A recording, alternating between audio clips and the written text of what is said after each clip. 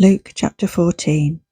One Sabbath, when Jesus went on to eat in the house of a prominent Pharisee, he was being carefully watched. There in front of him was a man suffering from abnormal swelling of his body. Jesus asked the Pharisees, an expert in the law, "Is it lawful to heal on the Sabbath or not?" But they remained silent. So taking hold of the man, he healed him and sent him on his way. Then he asked them, "If one of you has a child or an ox that falls into a well on the Sabbath day, will you not immediately pull it out?" And they had nothing to say. When he noticed how the guests picked the places of honor at the table, he told them this parable. When someone invites you to a wedding feast, do not take the place of honor, for a person more distinguished than you may have been invited. If so, the host who invited both of you will come and say to you, "Give this person your seat." Then, humiliated, you will have to take the least important place. But when you are invited, take the lowest place, so that when your host comes, he will say to you, "Friend, move up to a better place." Then you will be honored in the presence of all the other guests. For all those who exalt themselves will be humbled, and those who humble themselves will be exalted. Then Jesus said to his host, "When you give a luncheon or dinner, do not invite your friends, your brothers or sisters, your relatives, or your rich neighbors. If you do, they may invite you back, and so you will be repaid. But when you give a banquet, invite the poor, the crippled, the lame, the blind, and you will be blessed. Although they cannot repay you, you will be repaid at the resurrection of the righteous."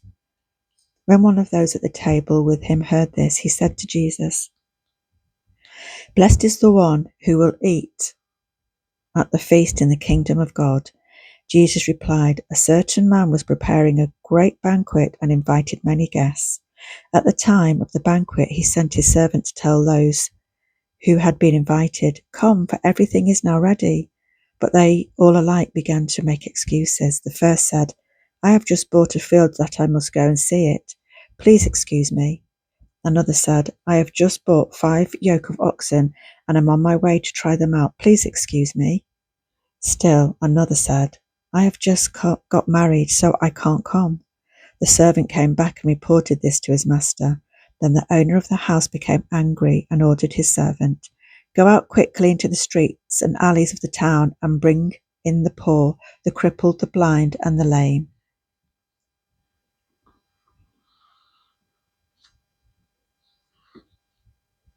"Sir," the servant said, "what you ordered has been done, but there is still room." Then the master told his servant, "Go out to the roads and country lanes and compel them to come in, so that my house will be full.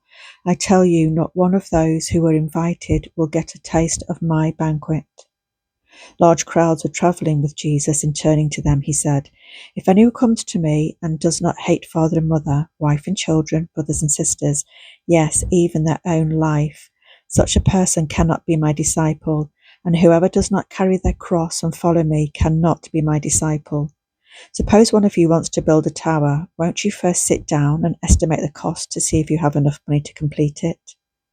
For if you lay the foundation and are not able to finish it, everyone who sees it will ridicule you, saying, 'This person began to build and wasn't able to finish.'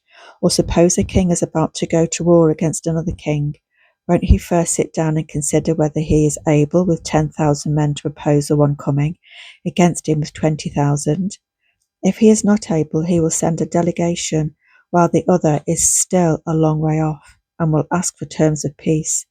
In the same way, those of you who do not give up everything you have cannot be my disciples. Salt is good, but if it loses its saltiness, how can it be made salty again? It is fit neither for the soil nor for the manure heap it is thrown out. Whoever has ears to hear, let them hear."